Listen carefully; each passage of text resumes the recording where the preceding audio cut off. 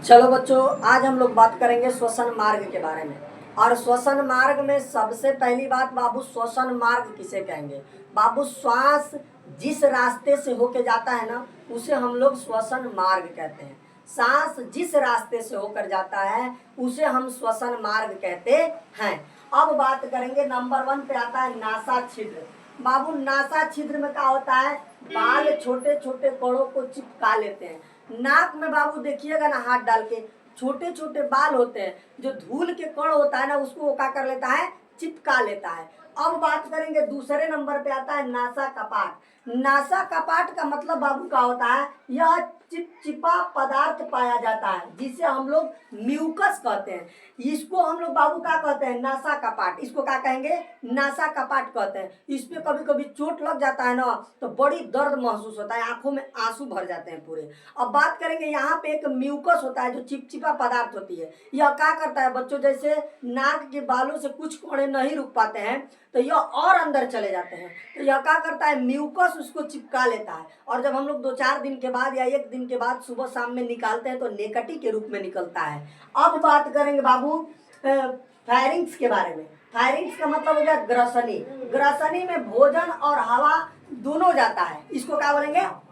ग्रसनी, firings बोलेंगे। तो इसमें भोजन और हवा दोनों जाता है। अब बात करेंगे लैरिंग्स, स्वर तंत्र के बारे में। ये गले में होता है वैल्यू, ये जैसे आवाजें निकल रही है ना बच्चों, देखो दब रहा है ना आवाजें, ये क्या होता है? स्वतंत्र होता है, जिसे लैरिंग्स कहते हैं। अब बात करेंगे बाबू, उसके बाद नीचे आता है ट्रेकिया। ट्रेकिया का बाबू कार्य क्या होता है?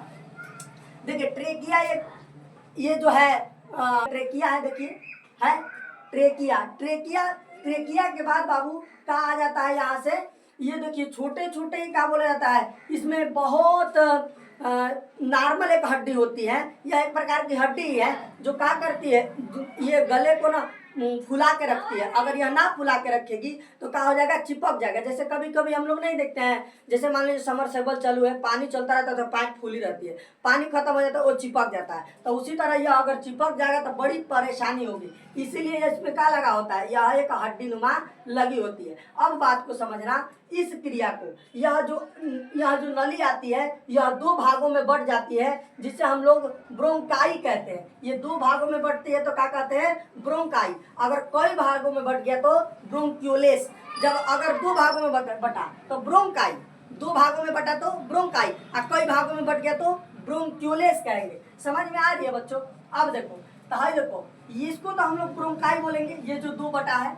ब्रोंक्यूलेस का मतलब बच्चों क्या? ये कई भागों में बट गया है। समझ में आ रही है? इसे क्या कहेंगे? ब्रोंक्यूलेस कहेंगे। देखो ये जो इसमें ना मेन बात ये है बाबू, हई जो ये चीजें हैं इसको हम लोग कहते हैं ना वायु कोष्ठक।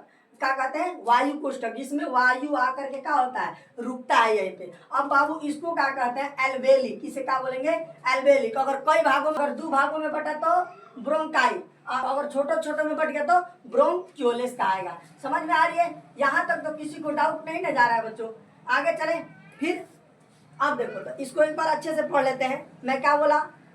जिस रास्ते से सांस जाता है उसे हम लोग श्वसन मार्ग कहते हैं।